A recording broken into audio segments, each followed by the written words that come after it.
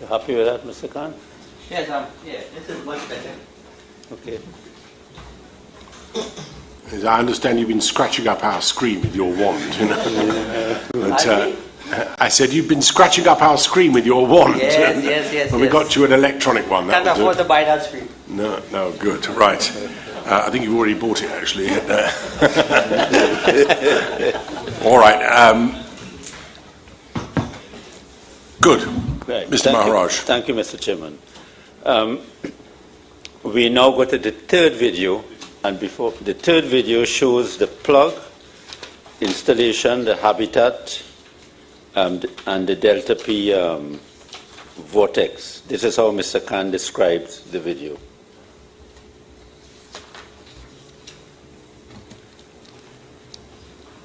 And you'll stop at 38 seconds. Point, as liquid was seen in the riser at berth 6, a decision was made to install the migration barriers from the top of the riser. You will notice the sea level here, and also at the moment the inflatable plug is being installed from the top of the riser down below the cut line. Okay. The plug is now being inflated to form a positive seal to facilitate installation of the habitat and create a dry environment. The habitat was being lifted. Right. Mr. Khan, can you point to the inflatable plug and explain where it would have been installed? That's the inflatable plug here, and it's in an inflated condition. Now, on top of that plug, they had put a mechanical seal, but I did not simulate the mechanical seal because it's kind of difficult to put in that seal in there, in that small. Remember, this tube is just about 1 inch diameter, and that indicates the cut line. So the plug has to go under the cut line so they can cut here and install the flange. And then they will remove the top section of the riser, which was bad. Okay? Okay. When the plug is put in at berth 6, is the flange already fitted at 5? Yes, that is what I understand. The flange was at berth 5 installed. Right. But the carber testing hadn't taken place, or had it? No, the carber testing did not take place as Right. yet. So at that stage, once you're putting in the plug at this end with the flange sealed at berth 5, the effect of putting this plug in at this stage is to freeze effectively the condition of the pipe at that point in time. Yes. Right. So, and it remained in that state until either you open the flange at 5 or you remove the plug at 6. That's correct. Right. So at that point in time, it is frozen in time, and it would stay that way until you did one of those two things. Yes, sir. Thank you. Right. Could we play and stop at 1.21? The habitat was being lifted by the crane and placed over the riser. The habitat was at this time being flooded with water, and we can see the water level rising in the habitat and filling the habitat. Good. Is that we stop there? Also, we can see the insulation of the manometer, which records the pressure within the habitat when the habitat. Okay. So we are seeing here the plug, the habitat. You want to point? Yes, the plug. Yes, hold on. What happened to this? Okay. That's the plug there. The habitat. The habitat is there. Which is not yet pressurized. Not yet pressurized because there is water filled up inside here. Right. That's the stovepipe. Right. The manometer is being connected here to measure, to ensure that at least there's the pressure, to verify the pressure in the habitat. And that is the compressor here with the Okay. aquarium pump. Okay. And that is the gooseneck that was removed. All right? Okay. And that is the compressor there and pushing air to really go into the habitat. Right. And when you start the compressor here, the air will pressurize the habitat and push down the water. Yeah. Okay. Where is the sea level? The sea level is at this point. You see here, at this Yeah. squiggly mark? That's the Right. sea level. So the sea level was below, you know. Right. The sea level, the habitat was obviously below the water level here. Right. Okay, so that's all filled with water. That's the seabed here. Yeah. Okay. Good. Play now and stop at 2.16. That is pressurized to blow the water and also facilitate work. Pressure is being applied to the habitat and the water is being displaced below the cut line. That silver strip there represents the cut line where a new flange would have to be installed to facilitate the installation of the new riser. During this time they install the flange, and the next clip you will see the habitat with the installed flange. Install flange there, and we're preparing for deflation of the plug. Plug was deflated, and immediately we saw a rise and a formation of a vortex, ensuring a lot of air being supplied by the compressor. Just do that again. Just go back. Sorry, just go back a few seconds. Plug was deflated, and immediately we saw a rise and a formation of a vortex, ensuring a lot of air being supplied by the. So we just saw the deflation of the plug and the formation of the delta P vortex. This was the vortex in which the men would have been sucked into the pipeline. Am I correct, Mr. Khan? That's correct, yeah. And is it possible for you to point to the vortex on the screen? That's the vortex here. Yeah. And that line you're seeing down there, like, you know, sometimes you look up in the sky and they talk about a tornado. That's the vortex, and that's a column of air being sucked in there. Yeah. And does it swirl like it does it if we swirls see around. one on You can land? see the swirling around there. Yes. You could show it a little above it, just show it swirling around. If you could have run the video slowly for that point, then you could see it in a Run it better slowly. way. Just go back again a few seconds, if you would, please. Just go back away. Right, so Install flange there, and we're preparing for deflation of the plug. The plug here, see the plug, Plug was is inflated very deflated, quickly. and immediately we saw a rise and a formation of a vortex, ensuring a lot of air being supplied by the compressor, and also all loose impediments were sucked into the riser at that particular point. When the system started to stabilize, the compressor pushed back down the water into the habitat, creating a full dry atmosphere once more.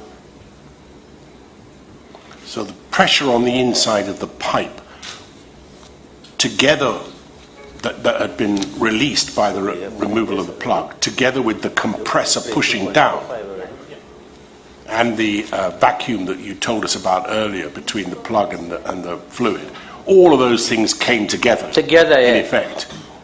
And propelled the plug inside. Yes. Yeah. You had a force on top of the plug and a vacuum underneath.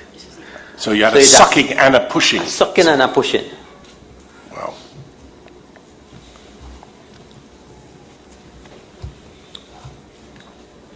We know that these men and the things that were inside that habitat seemed to disappear in a matter of seconds. Would that accord with your understanding of what would have happened? that they would? Of course, it disappeared in no time at all. No time at all. Because the velocity created here was so much. Initially, before the vortex is formed, the velocity of the air is so much it will just pull them inside. And the first man who goes inside there, he will drop down inside there from gravity alone. And then the water will come and take the others. Right. That is how the sequence So the is. first person in would have been actually falling in the pipe rather than being in water. That's correct. So he might have been more greatly injured in the fall itself. Mm-hmm. Wow. Thank you. So this demo... So I want to make a... Sorry. This is the flange that was installed. See the slip-on flange they speak about? That was it there.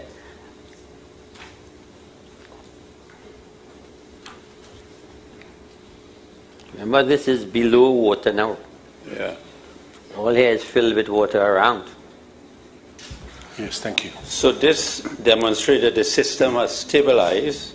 The compressor has now pushed back the water out of the habitat. And the last image we saw on the screen demonstrated the habitat is now dry and there is no water in the habitat. So I want to ask you something.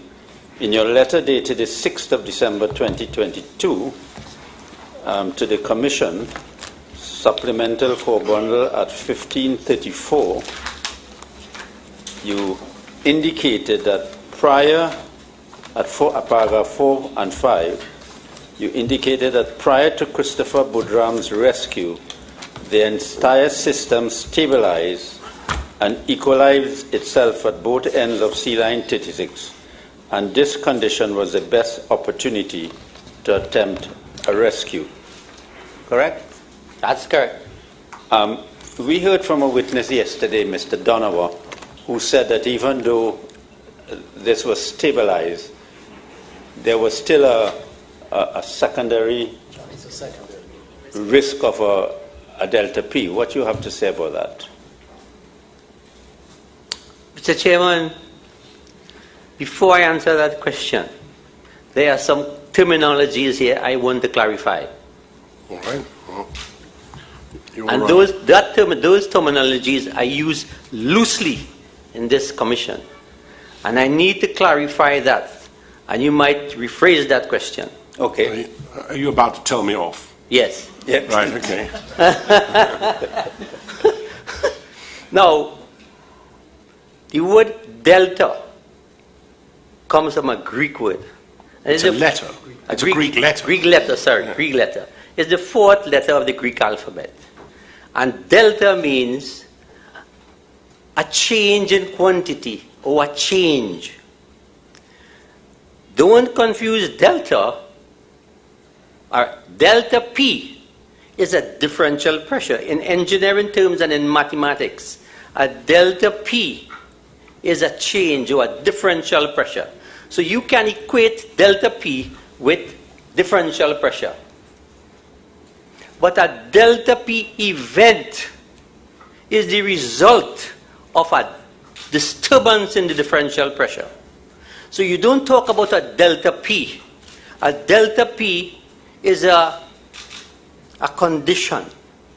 A delta P is an event arising from a differential pressure disturbance. So you cannot, a delta P, if you stand up outside your tank that supplies propane gas to your stove, the tank and you outside, there's a differential pressure there.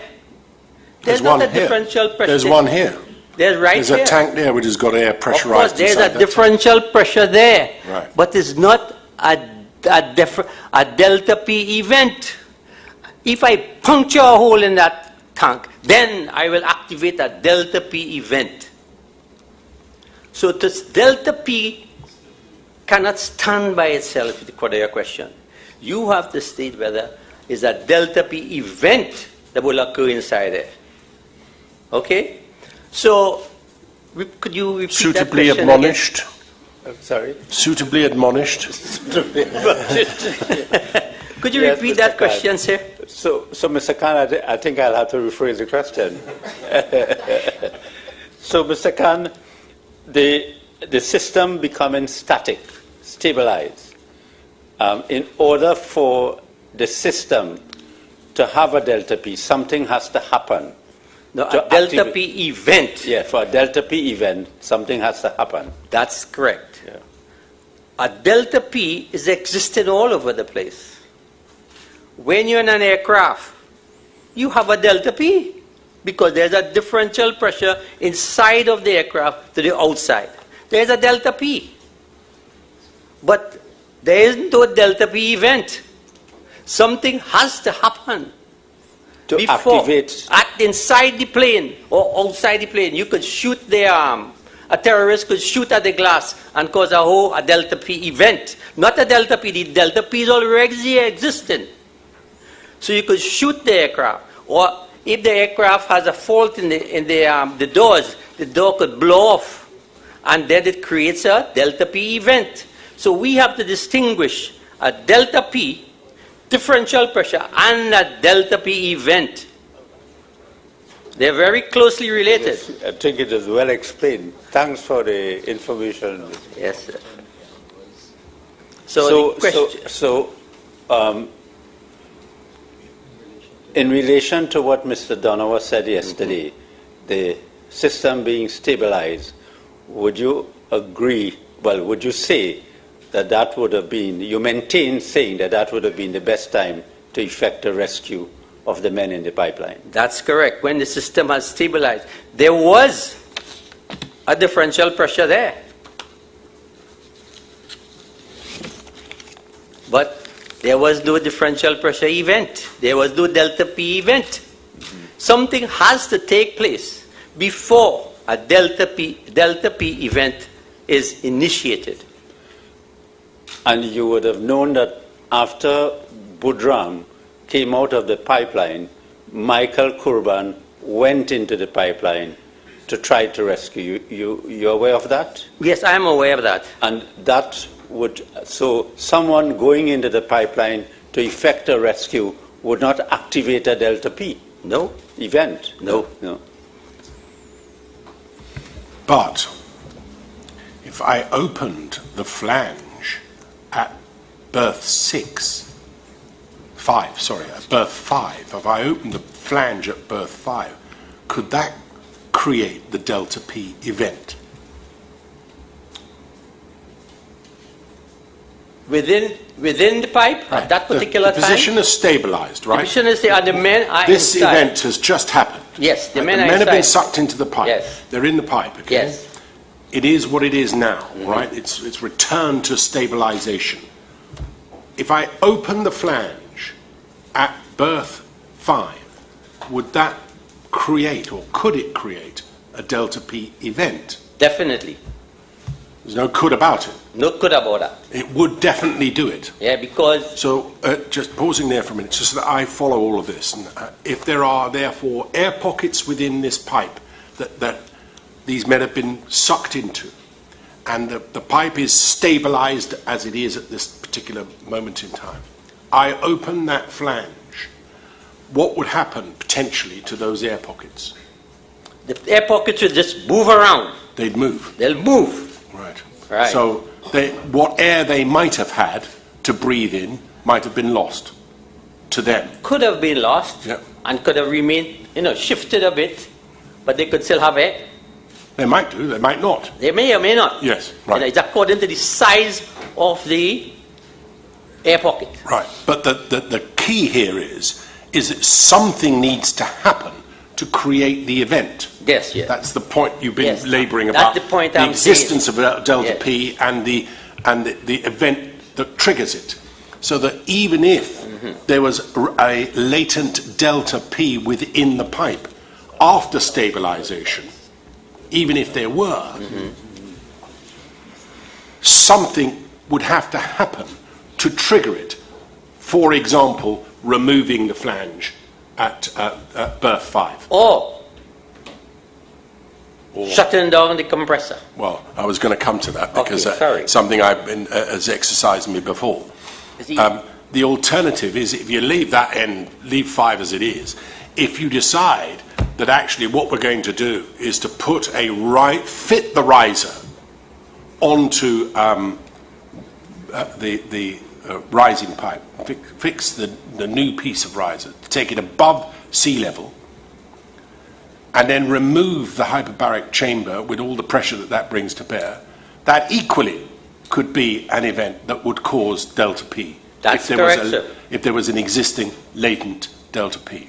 So, the long and the short of that is this, is that whilst it remains stable, delta P or not, it was stable, with the pressure being applied at one end by the habitat and the other end being sealed by the flange. That was a time in which to effect a rescue, if there was to be one. Correct? Yes, sir. If you start messing with that, either end, you are likely to jeopardize the lives of the people in that pipe. That's correct. Thank you. It's correct and sad. I would venture another point. When the plug was pulled, the flange on number 5 berth was installed. And when the water rushed in there, it compressed the air on that side. Right. Creating an even greater pressure. Yeah, so it compressed the air on that side. So that is why I mentioned about compressed air. If you disturb the compressed air on either side, yes, you create an imbalance. Yes, and the imbalance might be either compressed air, as is in that tank at the moment, or a vacuum where there is a lack of air. Well, yeah, of course, but no, what I'm saying is the compressed air on that side, right? The system is stabilized because compressed air is on that side because of the blind flange. Yes. And the air is being pushed by number berth side, 6 berth side, with the compressor. So the system stabilized. Compressor is working, pushing and clear the habitat, and also there's potential energy stored on the berth 5 section due to compressed air. Right. And if you take out that flange there, you release the compressed air. I got it. And you push the water down this way. I absolutely understand what you're saying. Okay. I got it. Thank you very much. Thank you, Mr. Maharaj. All right. We now go to the 4th and last video. Sure. Yeah, we'll ask him.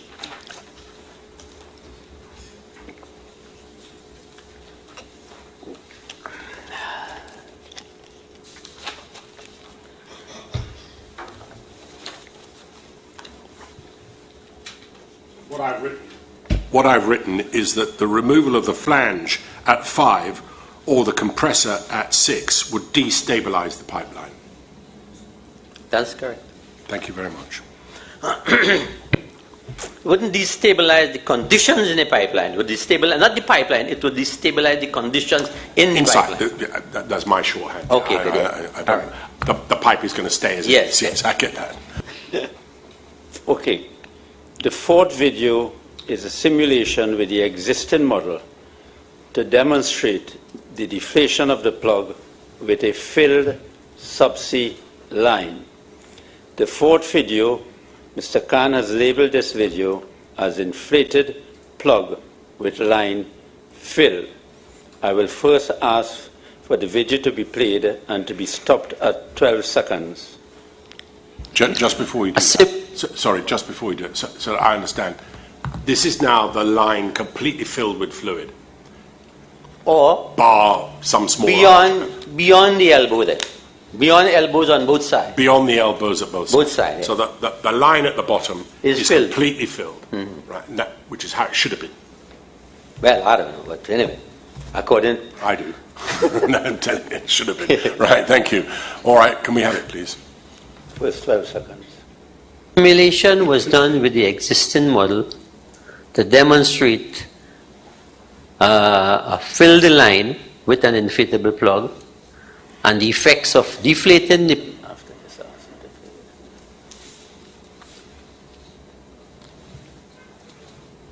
right. Would you like to point out the dry habitat and the fill line and the plug? That's the dry habitat there. Okay? And the men could be working inside there at the moment.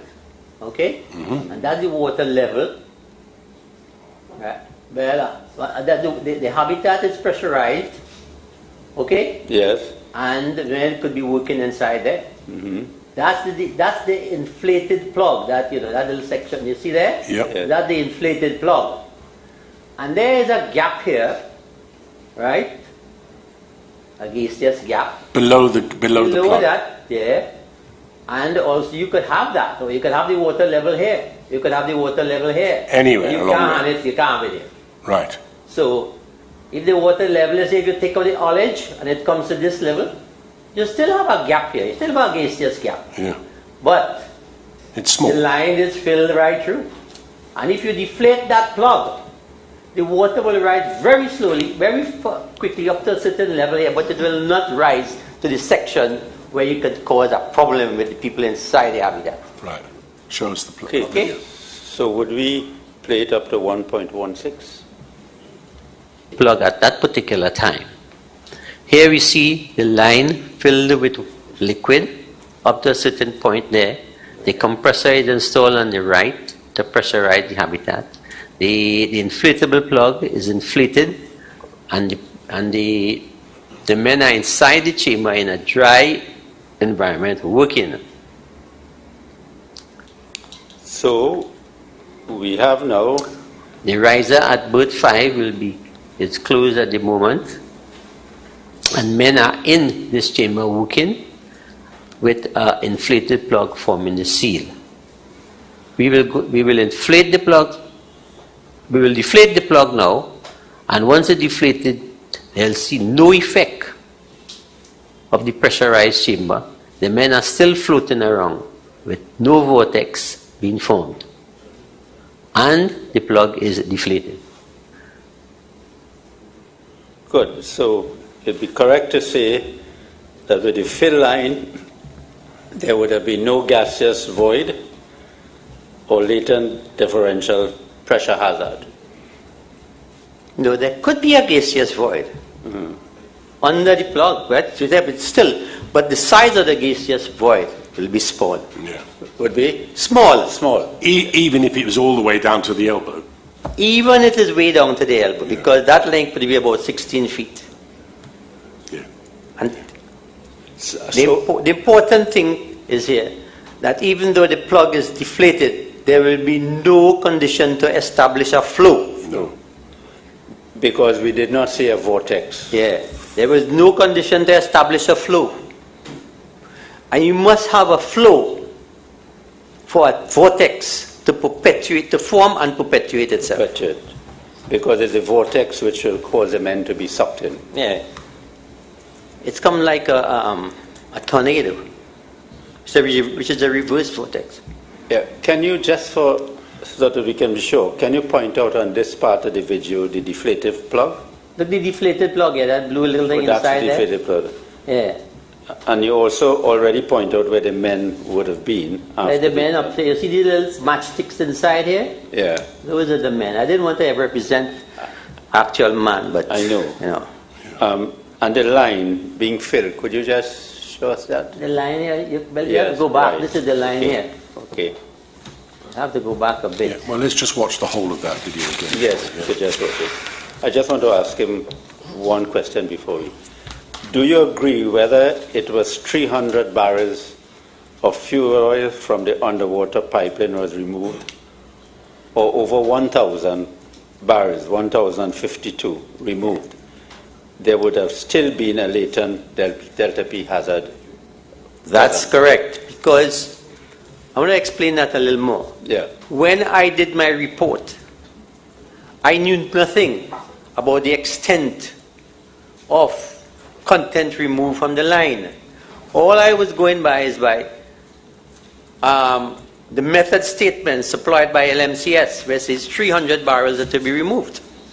And if 300 barrels are removed, my calculations show that there will be a continuous air gap at the bottom of the line. Right. And if 300 barrels removed, when you have, my calculations show there was a gap of 7 inches or 8 inches of airspace along the line, if you look at my drawings. But if more was removed, or more was actually removed, then that gaseous void becomes larger. Makes it worse. It makes it worse, yeah. But on any view, 300 barrels was way too much. Yeah, it was way too much. Because if you look at it, I always say there was an anomaly in the statement, where he says you want an ullage of 30 feet, and 30 feet is equivalent to about 20-something odd barrels. Yes. You see? You know, one foot of that 30-inch pipe is equivalent to 0.82 of a barrel. 1 foot of that pipe. 1 foot equals how much? 0.82 of a barrel.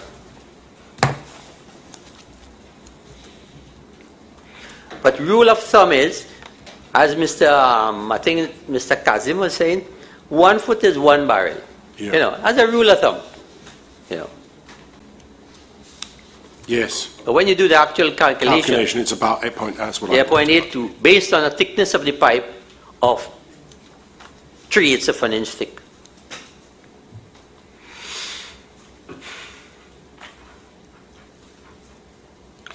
Yes. I worked it out about 7.5 gallons per cubic foot of pipe. Mm-hmm. And then you can multiply that up with barrels, can't you? Yes. All right. Thank you very much. The 1 foot of that pipe in terms of volume, I think is 4.6 cubic foot. And 1 barrel is 5.62 cubic foot. So that's where the 0.82 comes in. Somewhere around that figure, yeah. It's pi r squared for the volume. In order to measure volume is pi r squared multiplied by the height or the length of the pipe. Correct, yeah. Or diameter squared over 4 by length. Yeah, all right. The same formula, yeah. Yeah, okay. High school students know that easily. So why engineers couldn't calculate that, I don't know. Well, I agree. I mean, the calculation of how many feet had of ullage that you wanted to work out how many barrels that represented was a pretty straightforward calculation for any engineer. Yeah. A high school student, as you say. Form 1 student. Yes, well, I was never that good at best, but it seemed to me relatively straightforward. Yes. But so the question I suppose that arises from that is that for anyone to describe the need to remove 300 barrels when all you want is 30-odd feet of ullage on either side must have been on any view a miscalculation. That's correct. Or misevaluation. Yeah, whatever it is. Yeah. It's almost, it begins to approach 10 times the amount you want. Doesn't it? No. That's correct. All right, thank you very much. What I wanted to do, Mr. Chairman, I wanted to play over the fourth video and then play over the entire one, if that is okay. I think that's a good idea. Okay. Yes. So let's play over the fourth video. Sorry. A simulation was done with the existing model to demonstrate a filled line with an inflatable plug and the effects of deflating the plug at that particular time. Here we see the line filled with liquid up to a certain point there. The compressor is installed on the right to pressurize the habitat. The inflatable plug is inflated and the men are inside the chamber in a dry environment working.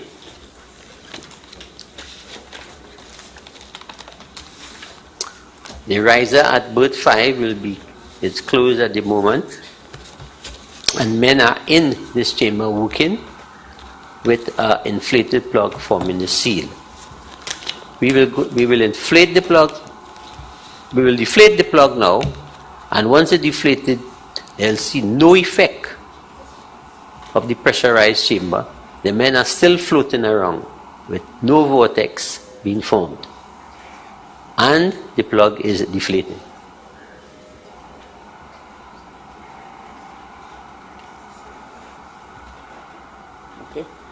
Mr. Khan, I'm going to play over the entire 4 videos now so that we could see it sort of continuously. So I'm just telling you what we are going to do. So you probably look at it too, because we after that you'll be sort of question on it. Much obliged. Thank you. Do take a seat. Yeah. This picture shows an overview of berth 6 offshore, where the incident occurred. Depth in this area is approximately 60 feet, with riser pipes coming up from the sea bed. Here we see the actual configuration of the top side of the 30-inch diameter sea line number 36, into which the golfers were engulfed. We see the top bolted flange of the riser mating with a long radius elbow through which the product is pumped. The flange at the top of the riser is approximately 5 feet above sea water. This long radius elbow was removed to facilitate maintenance work on the said sea line. Here we see an overview of the model used to demonstrate the various work activities associated with the repairs and preparation of the line to facilitate such repairs. We see berth number 5 on the right hand side, berth number 6 on the left hand side, a distance of approximately 1,200 feet between them. The subsea line filled with fuel oil is seen, terminating with risers at berth 6 and berth 5. We also see the model habitat with a compressor on a floating barge. A 50-gallon tank container is also seen, filled with water to simulate the actual ocean, and a riser at number 6 berth, into which the divers were engulfed. We see also a manometer on the side of the tank used to measure the pressure inside the habitat when installed. This tabletop model represents part of the ocean with depths varying from 50 feet to 60 feet at berth 6. Here we see the offshore tank into which product from the sea line 36 was pumped to facilitate clearing of the said line. This manometer represents the pressure gauge used for monitoring the pressure within the habitat where the divers would execute their work. We also see a 5-inch diameter plastic bottle with a PVC pipe at the top to represent the habitat, and stovepipe through which tools and materials can be fed and suspended. We also see an aquarium pump used to represent the compressor for supplying air to the habitat. The 1,200-foot long line filled with fuel can be seen with the levels at berth 5 and berth 6. So what we have here is a huge manometer between berth 5 and berth 6. This product in the line, as shown with the pointer, has to be removed to facilitate repairs. The 1,200 long line is actually straight, but is shown looped here for clarity. We also see the compressor hooked up at the top of berth 5 to facilitate the air required for pushing the product out.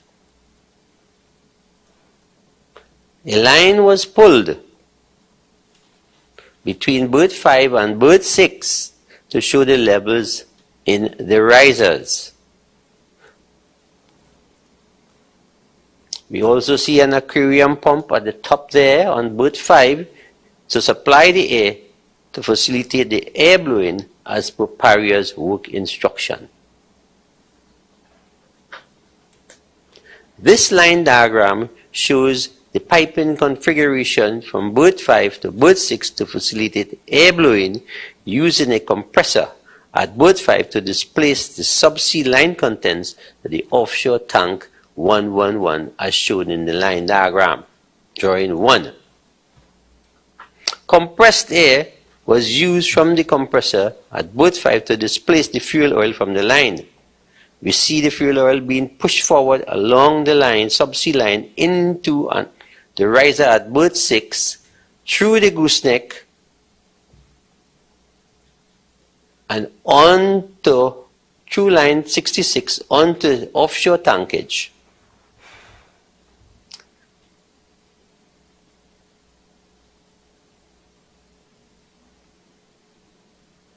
A point will be reached where more air than fuel was seen coming from the control valves at berth 6 and onshore, where flow was monitored and measured.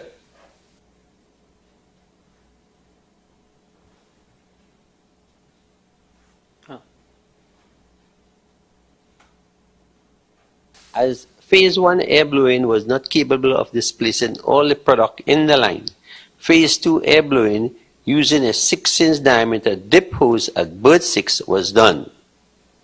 Drawings showing the line diagram with dip hose at berth 6 and an expanded view of the modified blind flange at berth 6 to accommodate the dip hose and inspection port can be seen. A modified blind flange was used to accommodate the 6-inch dip hose at berth 6. A blue plastic hose is shown in the model to represent the hose inserted into the berth 6 riser to the bottom of the elbow to facilitate removal of the remaining fuel oil. The sealed 30-inch sea line, being blind flange at berth 6 and at berth 5, was pressurized at berth 5. The pressure within the 30-inch diameter subsea line then forced the remnant fuel into the 6-inch dip hose to storage as seen. This continued until air with little fuel oil was seen emanating at the collection area, at which time the dip hose was removed. The air supply at berth 5 was subsequently closed and the system stabilized.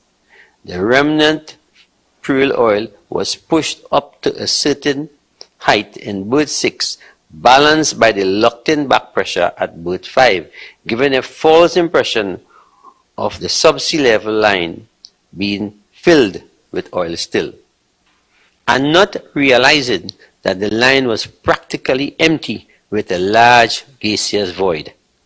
A line level was pulled between berth 6 and berth 5 to show this difference in levels between berth 6 and berth 5 as was reported. At this point, as liquid was seen in the riser at berth 6, a decision was made to install the migration barriers from the top of the riser. You will notice the sea level here, and also at the moment the inflatable plug is being installed from the top of the riser down below the cut line. The plug is now being inflated to form a positive seal to facilitate insulation of the habitat and create a dry environment. The habitat was being lifted by the crane and placed over the riser. The habitat was at this time being flooded with water, and we can see the water level rising in the habitat and filling the habitat.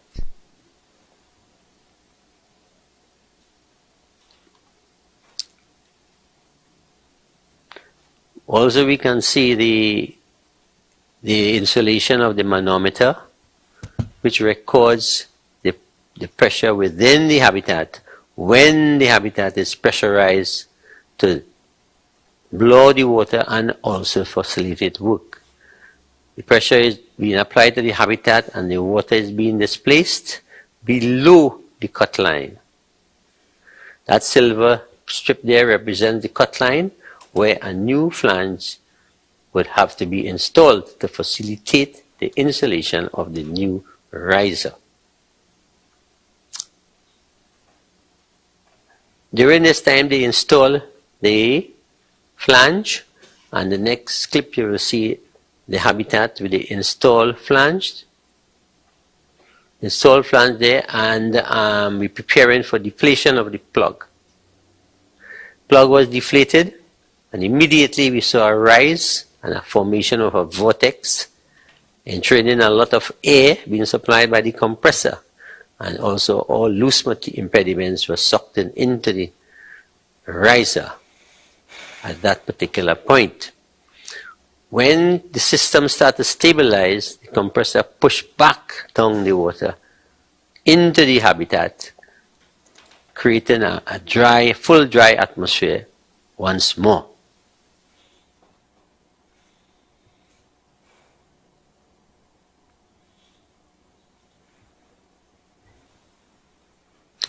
A simulation was done with the existing model to demonstrate a filled line with an inflatable plug and the effects of deflating the plug at that particular time.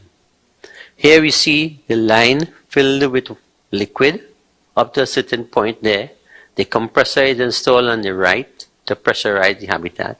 The inflatable plug is inflated, and the men are inside the chamber in a dry environment working.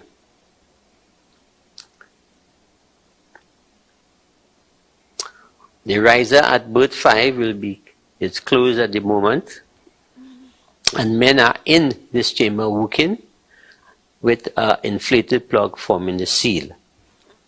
We will inflate the plug. We will deflate the plug now, and once it's deflated, they'll see no effect of the pressurized chamber. The men are still floating around with no vortex being formed, and the plug is deflated.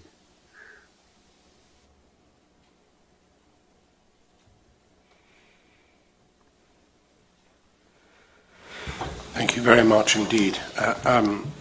I want to express my gratitude, first of all, for the models that you produce so that we can understand it much more clearly. I'm really grateful for that. Whatever else may come in the moment by others, for my part, it has certainly assisted me in understanding the dynamics that take place in a pipe. A couple of questions arise, please. First of all, are you able to guess, which is what I suspect it would be, how much water would have been sucked into the pipe once that vortex was created? I can venture a guess, but I didn't do any calculation. No. I calculated the kind of rate at which the volume will be sucked. The rate of the contents will be sucked in. I think it was 514 gallons per second. Right? So you're talking about a lot of gallons there. Per second? 540 gallons per second? Yeah. But is that contingent? No. That will start at that figure, yeah, and then slowly decrease. Right. So reduce to zero when the vortex stops. Of course. I could not measure how long the vortex take to perpetuate and to stop. The duration of the vortex, I could not calculate that. I did not know the time, and it wasn't timed. But I know the system stabilized. Yes, because you can and see quite that. quickly. Quite quickly. Yes. Everything happened in a flash, Yeah. Because the guys on the monitoring cameras, all of a sudden it's a splash. Yes. And that was the end of it. Yeah. By the time they got back into the habitat, it all stabilized. When he went, I think one of those guys dived back to sea, and he reported, hey, nobody inside there. Place empty. Yeah. The other question I have is this, given that the blowing or forcing of the attempted forcing of this fluid out of the pipe in order to create the necessary ullages failed, what would you say would be the best way of doing it in order to create the necessary ullages? Well, when I was given the job to do, they told me they will allow me to review the scope of work, the method statement, of the documents that were submitted. Yes. At the tendering stage. And the document that was submitted by the contractor LMCS, those are the documents I looked at, and those are the documents that were available to me from OSHA. I thought that. It's clear in your report. Right, okay. And I lost my train of thought here. Yes. The question is really, given that the way in which it was done created this latent delta P condition in the pipe, how would you, let's say they got to do this again next week, right? How would you suggest they created the necessary ullage at either side without doing it that way? It's simple. So I'll explain here now. Yes. All you have to do, at least you take off you open the flange at 5 berth, or you take out the gooseneck on 5 berth, and you remove the gooseneck on 6 berth. After you drain the pipe on the top side. Yeah. Because I think the original proposal by I think with PARIA or LMCS was to drain the top section of the pipe and collect it. Yeah. So the top section will be drained, so then you could remove the gooseneck, the elbow on top the number 6 riser. Yes. And then if you remove that, you will see liquid right on top there. Yes. So what you do, as LMCS stated, they introduce an air pump. Sucking. A sucking air pump that operates like an ejector. So you put air on one side. It's like sticking a straw in a bottle of Coke and sucking it out. And you're pulling it out. Yes. So you would see the level right there in front of you going down. And you measure it. Do it at both ends or one end? It will equalize. increase at both ends come down, because as a manometer, it balances itself. Once both sides of a manometer is open, it will balance itself. Can I show this? Yes, please. Yeah. I think you've been dying to do so. Oh, right. Well, I have to close it. Take me a little time to open this. That's but all right. This is just to show you here. The manometer is here. Once I take out from here, all is same level. Yes. If this was here, this would have been here. It's a spirit level in any other There's a spirit way. level. Yeah, exactly. This is a basic manometer. Yeah, yeah. If you're building a brick wall and you want to know the height at that end and the height at that, it could be 50 feet between the two. And if I tilt this a bit, the level almost remains the same. Yes. Yes. Water seeks its own level. So if I stick a straw down one end and start sucking some of that fluid out, it will drop here and drop here at the same time. Which is what you were illustrating with the line on the thing. Yes. All right. So the lesson to be learned, I suppose, in short order, is that if you want to create that ullage, suck some of the fluid out rather than trying to pump air in. But I recollect when I reviewed LMCS method statement, he said using an air pump, suck out there and get the ullage. I don't know what changed that. Yes. Well, I'm very grateful to you. Mr. Maharaj, is there anything else you need to ask? No, Mr. Chairman. Marvellous. Right. Who has some questions? Right. Bearing in mind it's just a little past 3 o'clock.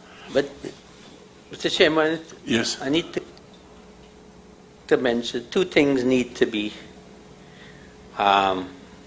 corrected. Go ahead.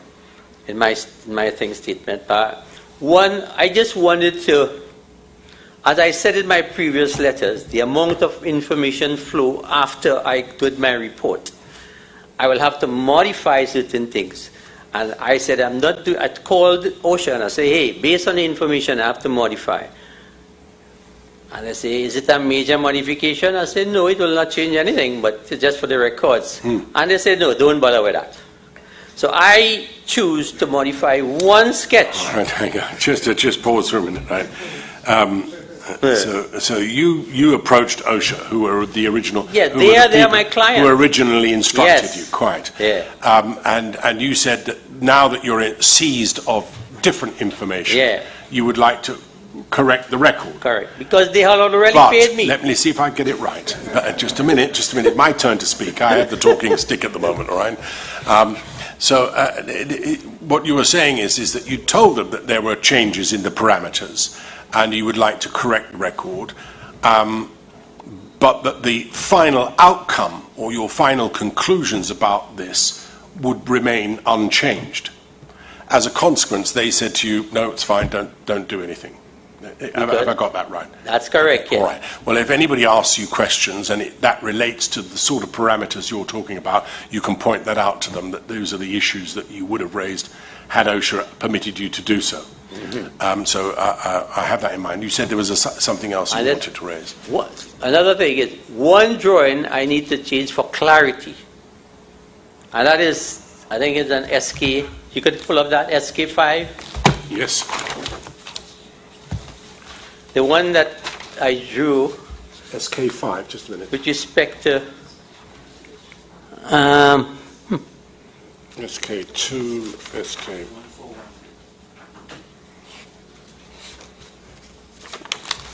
SK5, yes. where it shows that the plug is deflated, though. That's SK5. SK4 probably then. Go back one, yes. Yeah, okay. Right. This represents when the incident occurred, Pushing the plug down. pushing the plug down. The plug was lying somewhere here, and the men were on this side. Yes. Okay? The flange was installed, so this would have been a little compressed air. And I just wanted to drop that level to this point for clarity. So this level and this level will not be the same. Right, sorry, I'm going to make my amendment. Make my amendment. You don't need to redraw the thing. That's one amendment, right? And one thing, again, in the... Just a minute, I'm making a note. The level would be lower Yes. on riser 5, or berth 5. Because Because this would the be air pressure compressed air. between the flange Yeah. and the fluid would be, the air would be compressed. Compressed, yeah. And so it would be pushing the fluid down more, trying to expand itself. Right, I get it. Yes, thank you. and one of the videos, I think it was the last one where I showed the deflation of the plug with Yes. a fill line, I said the riser was plugged. I really meant that the stovepipe was plugged. Yeah, the stovepipe. Sorry, say that again, I haven't understood that. You said that the riser was... A riser was plugged, and when I demonstrated the condition where the line was filled, Right, and I deflated the plug. yes. Right, during the conversation, I said the riser All right. was sealed, but it's not the riser. No, it's the stovepipe, the top of the Stovepipe, stovepipe. yeah. In order to create Create the displacement so the thing could fill up. I right? got you, yes. Yeah. Right. Just before anyone asks you questions, I just want to take a look at this, the plug itself. You can tell me which way up it was supposed to go. Let me just have a look.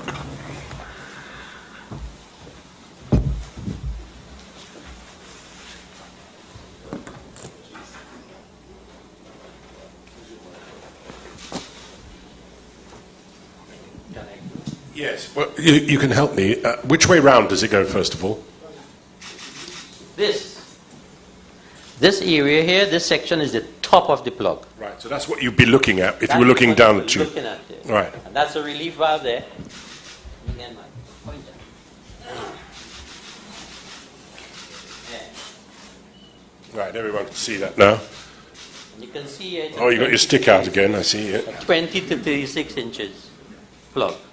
So this plug can fit a pipe that is 20 inches up to 36 inches in diameter. So at the moment, this is something less than 20 inches Less in than diameter. 20 inches. From here to here, Yes. I think it's about 18 to 19 inches from here to here. And then So you- you could shove it into a 20-inch pipe easily. And you inflate it how? You inflate it by this, through this, it is an inflation port here. Right. That's supposed to have a nipple on top, some valves on top here. Okay. So they could connect a hose here and pressurize the plug when they insert the plug into the line. So this plug is inserted into the line, deflated. And when they introduce pressure like a big balloon, it will swell up there. Yeah, like a car tire. Yes, but more like a balloon. All right. I'm not going to contradict you, trust me. All right, so, and this, was this how it came out of when you... This is how it came out from me, from here. So was the nipple ripped off? Here, Yes. that is what, sorry, my mistake here. What was here was a broken nipple. A broken nipple? Yeah. Right. Okay. But that's where it's inflated. That is where it inflated. And to deflate it, what do you do? Well, deflated, you just open back the valve on top here. So the nipple... The that nipple fits was on- here, Yeah. and the valve was up here. You can open the valve and deflate it slowly. You know, you could deflate from this area too. Unbolt that in some way? Yeah, and bolt that in some way. Yeah. Or this one here too. You can deflate it from here also. Right. You see, it's marked here, you know. If you look closely, it tells you exactly what to do. This is a return line. You could inflate here or inflate here. Yeah, inflation, it says there. Yeah, yes. see, you could inflate from here. Right. So it's written here. And these cleats that are at the top. These cleats there are for support. If you want to pull it back up. Right. And why is this one missing? That was missing from day one. When the plug came out, it was missing. You mean to say it was ripped off? No, it was not ripped off. It was, in my view and my inspection, it tells me that they had only 2 here instead of 3. This was supposed to be brand new before they fitted it. Well, I don't know. Well, that's the evidence that this is a brand new plug at the point of being inserted. So what I'm interested in is if... This does not show evidence of ripping. No. No. So maybe it just didn't use Just this... these 2 here. Right. And you see on this side, there are 3 eyes. Yeah, well, that's what I rather thought. There'd be 3 on the top as well. Yeah, 3 on the top. But here is the place they should have 3 because you're hooking it from here to lift it up. Yeah, get it out. There. All right. And when the crane lifts this to insert it inside the riser, you have to hook from here also. Yeah. All right, lovely. Thank you very much indeed. You can take that as well.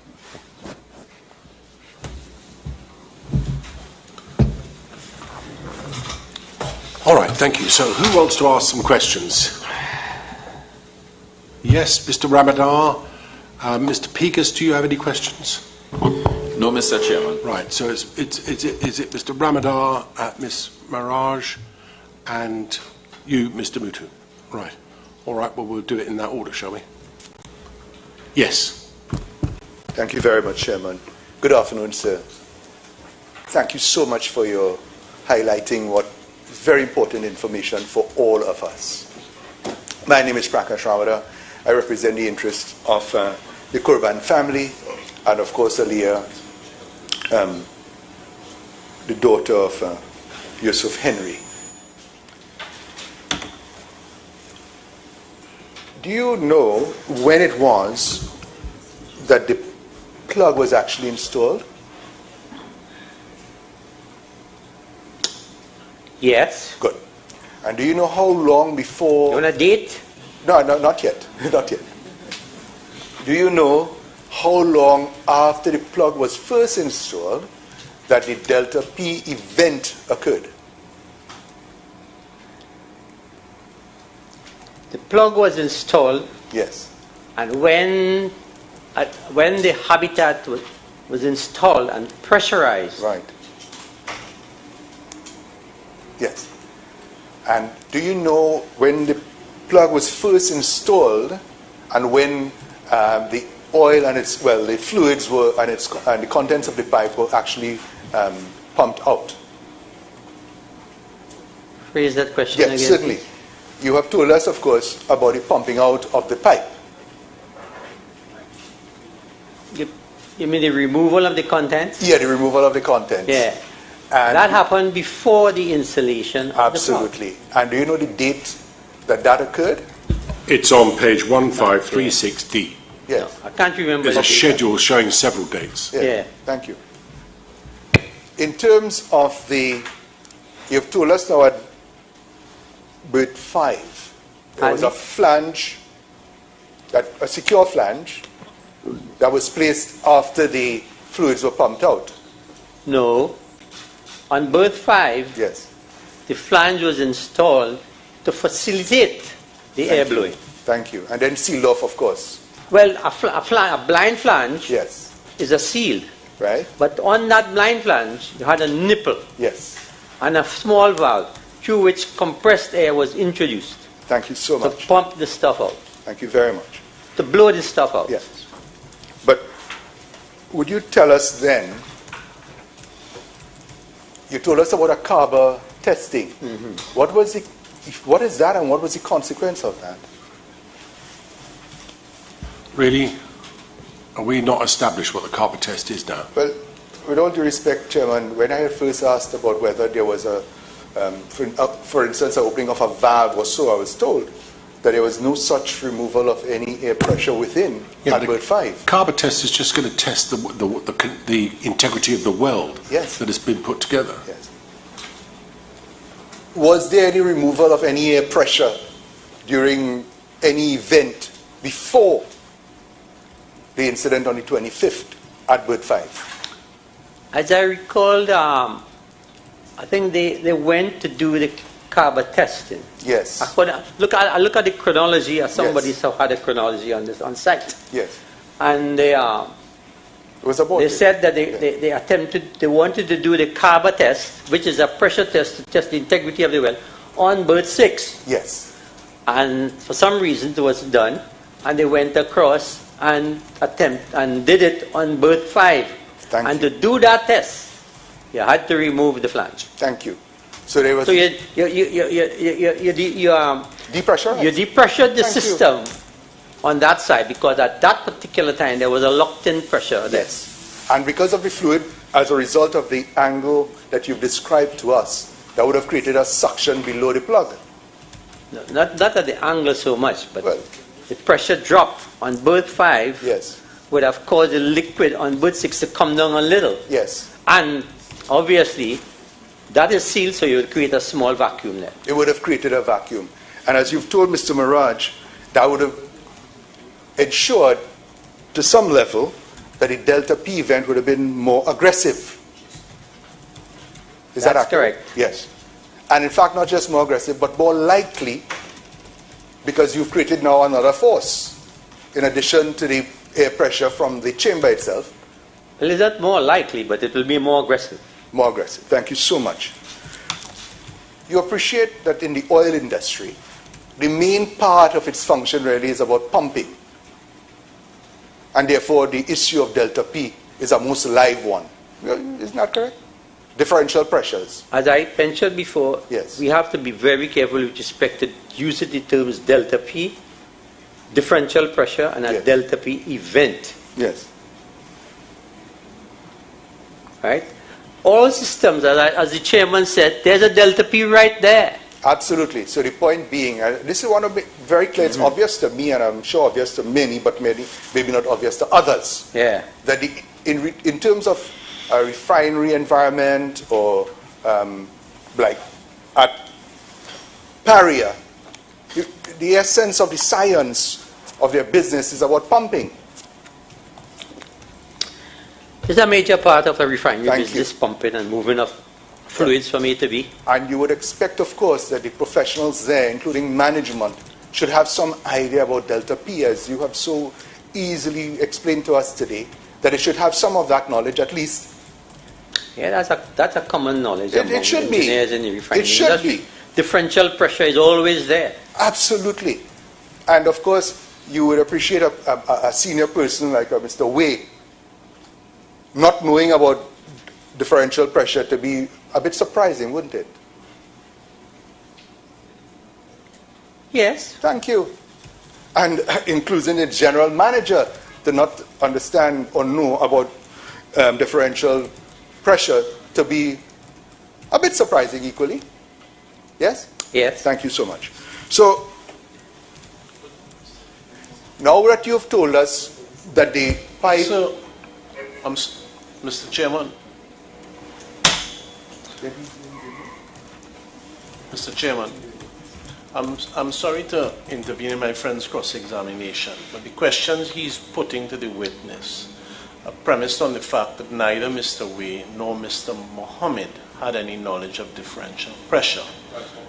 And that's not the evidence. So I'm objecting to the questions on that basis. That's not the evidence. The evidence is that Mr. Way said he did understand differential pressure. And that was after the event. Well, no, that's not quite how it works. I think he recognized that he didn't appreciate that the differential pressure was an issue in relation to this particular job, but he understood what differential pressure was. Thank you. I'm grateful for I thank you, Mr. Still, Mr. Mutu. Mutu. Yes. You would understand, sir, Mr. Khan, that the very idea of pumping out that pipe, the fluids from that pipe, would have created that environment for differential pressure and certainly for a possible differential pressure delta P event. Yes. Thank you. That's a point. Thank you so much, Mr. Chairman and Mr. Mutu. Now, in terms of the volume of air and the volume of fluid that would have been in that pipe after the event on the 25th, or from that the evening of the 25th,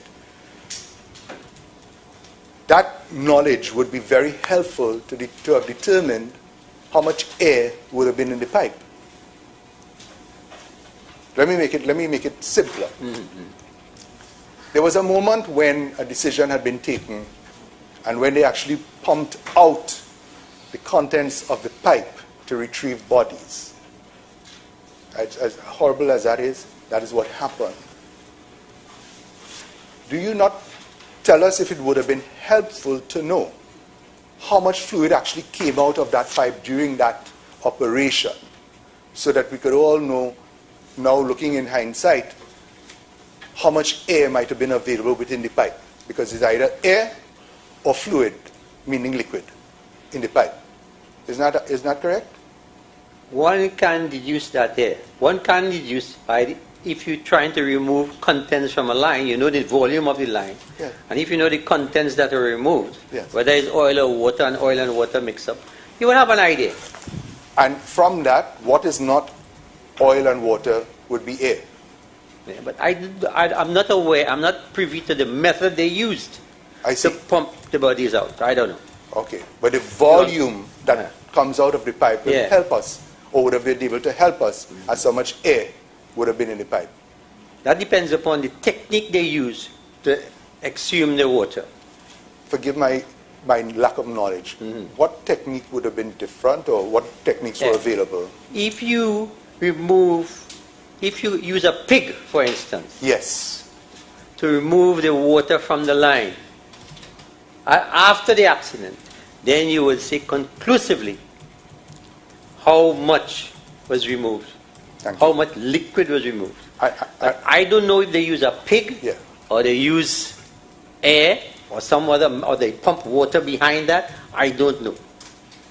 Could you help us, for some of us who do know what a pig is in relation to this event, what is a pig?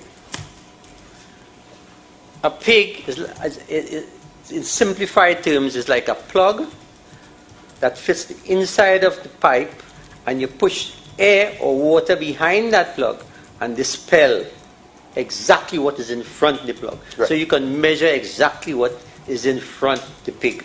Thank you. And of course, what comes out the other end, if there is a measurement of that, that is how you would know. Yeah. Thank you so much. Yeah. Are you aware as to whether there was any effort to measure how much fluid or whatever came out?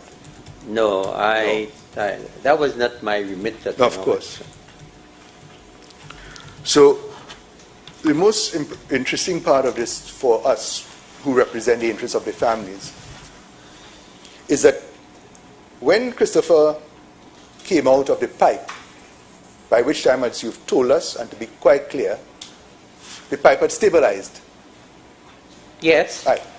And as you've told the chairman and Mr. Mirage, that you needed an event to trigger something, creating a delta P event, a trigger, correct? And you've already told us that, like, for instance, removing the flange at 5 could have caused that. Mm-hmm. Yes.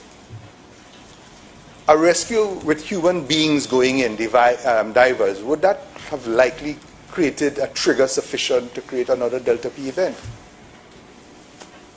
Not in my opinion. Thank you.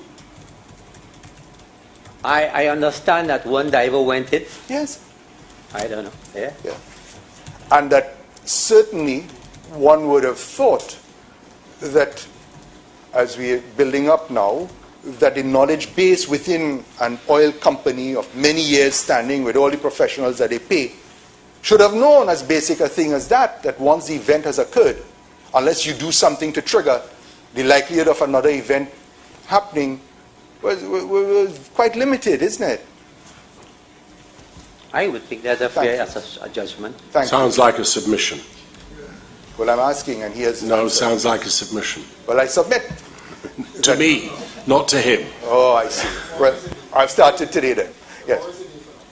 Yeah.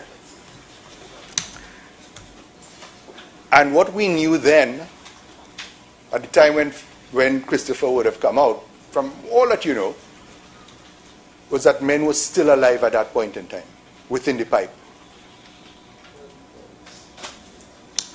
From what he said. Well, prior to his attempt to exit the pipe, Yes. the men were alive because the voice, the GoPro, is verification of that. Yeah. The voices are vital if you've heard them. Yeah. Yeah, much So, alive. I'm objecting to this line of questioning on the... Yes. I'm objecting to this line of questioning. Mr. Khan is an expert witness. What Mr. Ramadan is doing is that he's putting a summary or his interpretation of the evidence before the witness and asking the witness what third parties would be expected to have known or did in fact know.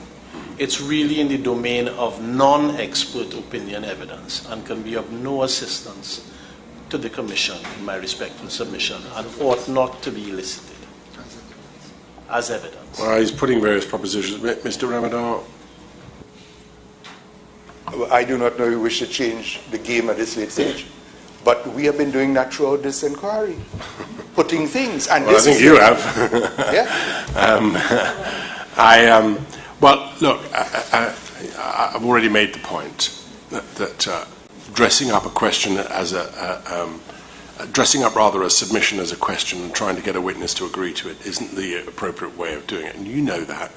So please ask him questions. Save your thunder until tomorrow when you will be addressing me on the submissions that you have to make that can be drawn from the answers to the legitimate questions that you ask today.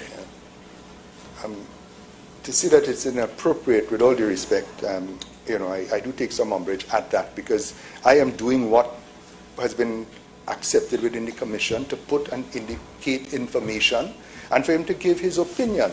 And that's all I'm doing. So whether it is offensive, I apologize that it may sound like a submission. The only intent here was this is the person who I consider to be one of the most valuable witnesses and who possibly should have assisted us even earlier so that a lot of the blank shots that would have been fired would have been saved. So all I'm asking is simply this, that at the time when Christopher came out, you said the pipeline had been stabilized and that adventure of human beings, as you've indicated you knew, of a diver going in could not, in your view, trigger a second Delta P event, because it did not. Isn't that correct? Yeah. The perfect proof is the reality of what happened, isn't it? Yes, I would say so. Thank you. And that had a rescue been endeavored at around that time, the likelihood of saving those lives were real and germane, isn't it? You're asking my opinion as a professional? Yes. Well, I think realistically, all he can say is that if men had gone into the pipe to effect a rescue, it was unlikely that they were going to trigger any Delta P event. That is I think that's all he can say. Far superior to what I was attempting, so I will adopt that. Men attempting to rescue would be very unlikely to have triggered a Delta P event. Very unlikely. To trigger the Delta P. Thank you so much, Mr. Chairman. Very grateful. Good. Yes, Ms. Maharaj. Thank you, Mr. Chair. Good afternoon, Mr. Khan. My name is Hi. Kamini Prasad Maraj, and I'm for LMCS Limited. I just have a couple questions for you. I'd like to refer you to paragraphs 2.6 and 2.7 of your report. This is where you have described the air pressure in relation to the Delta P event.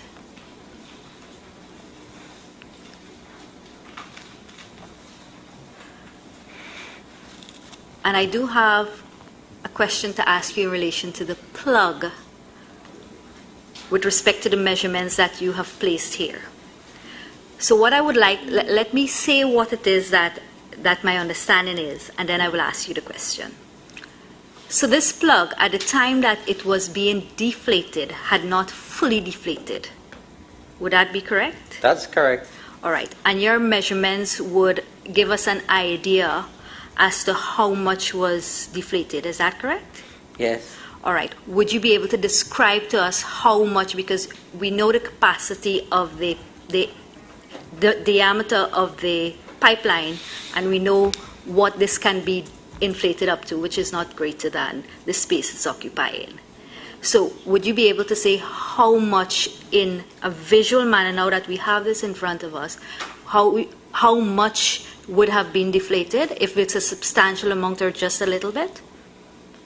No, I said approximately 11.4 psi. Right. See, when the plug is inflated, Right.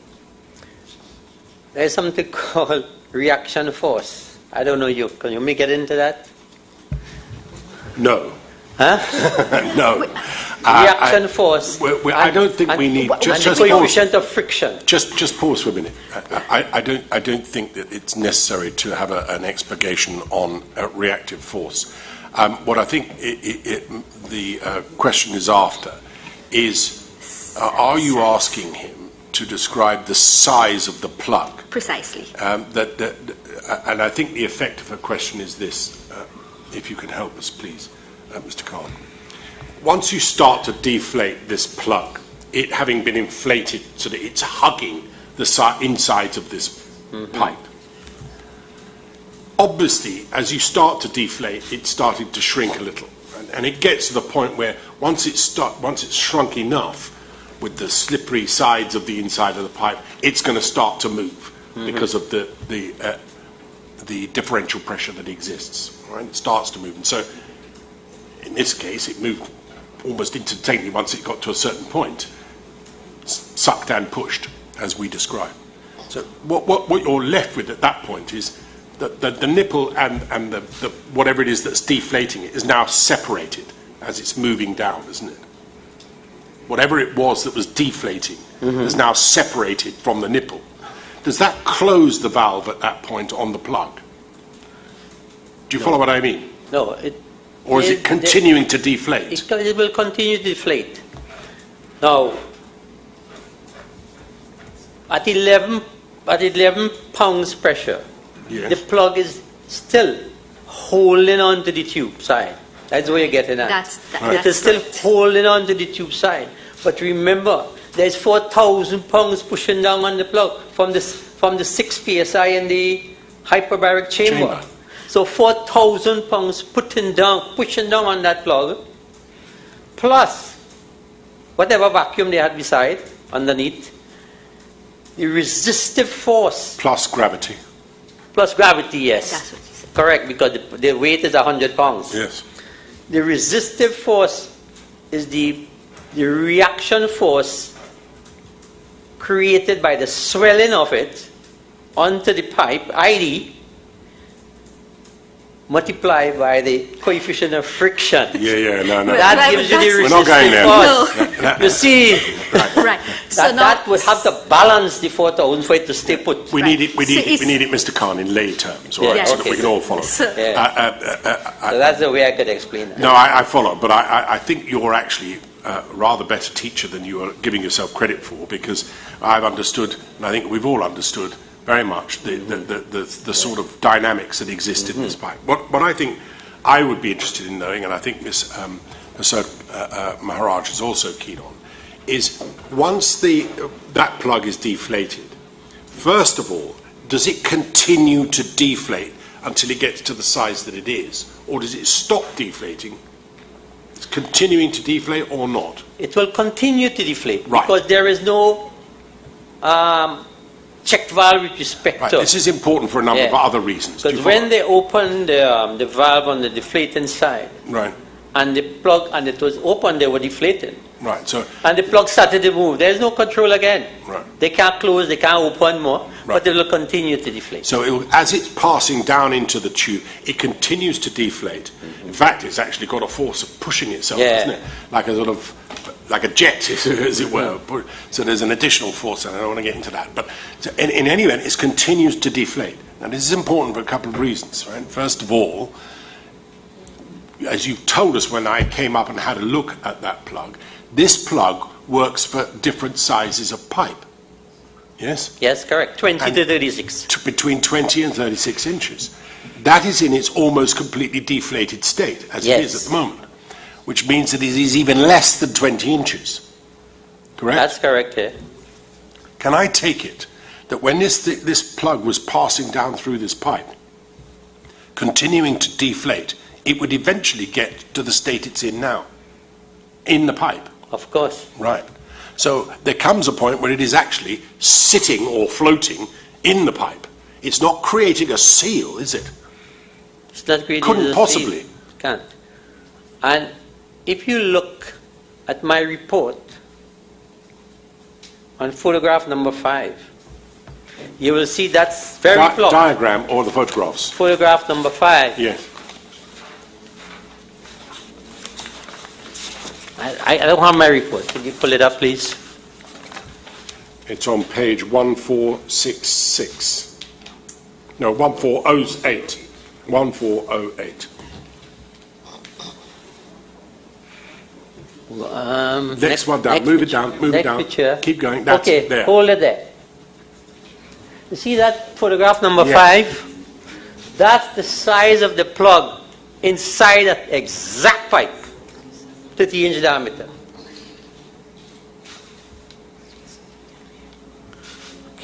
Right. Yeah, you see Yeah, that pipe there? We're fine. That's We it. don't need that. That's a 30-inch diameter pipe Right. of the same size and schedule. Sure. I made it my business to do that. No, I understand. And that is the deflated plug, waiting to be inflated Yes. to test its integrity after the accident. And did you test its integrity after the accident? Yeah, go up to see the other ones. Yep. I have other pictures showing you. That's at the No, top. no, the other way. Go down again.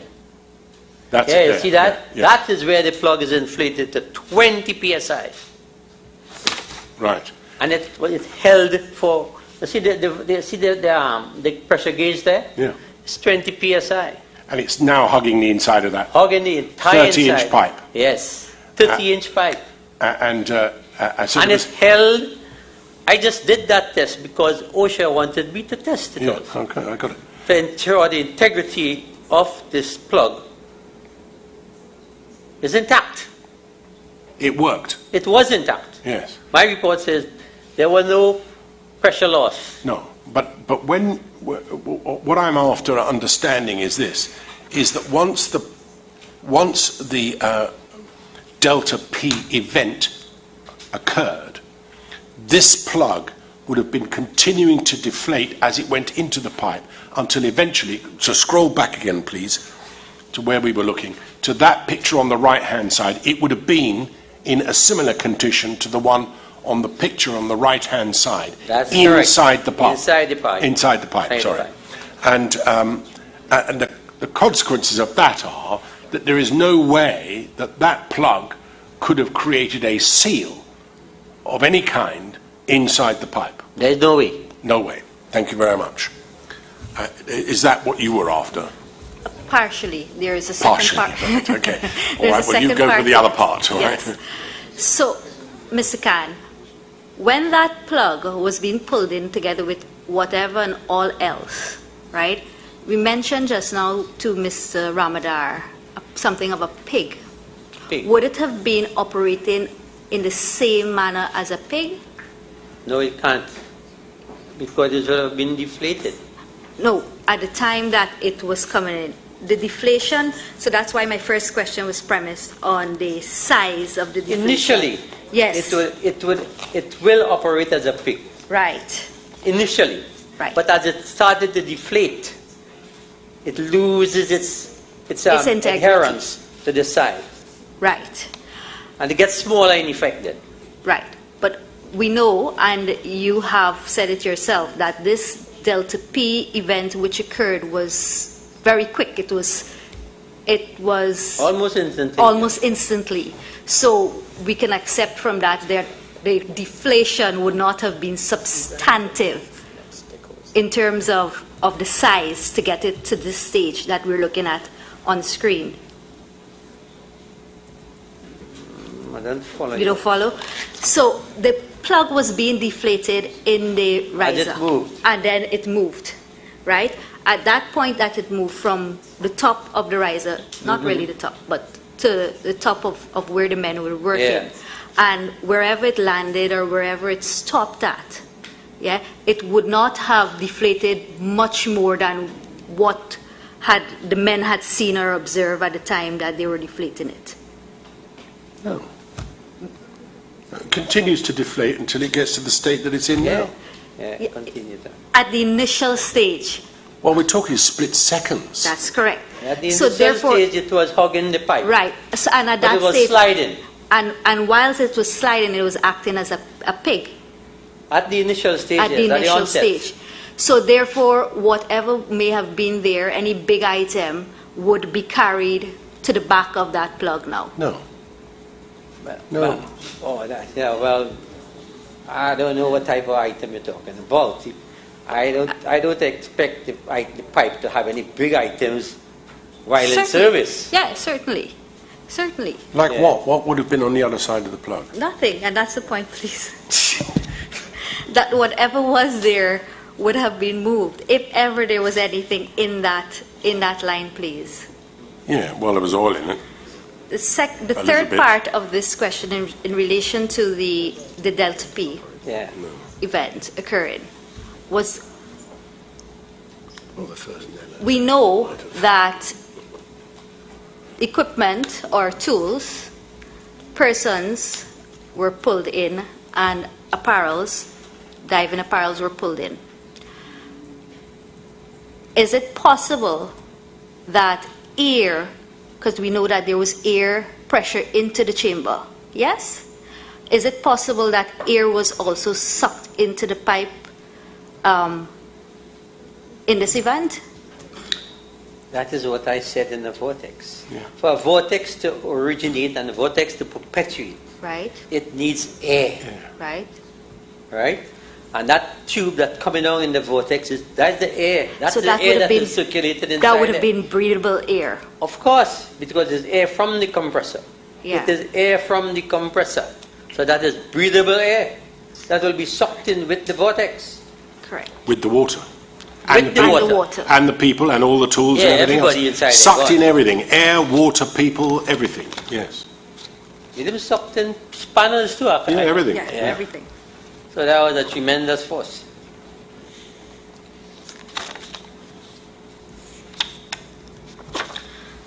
I believe those were all of the clarifications that I needed from you, Ms. Thank you.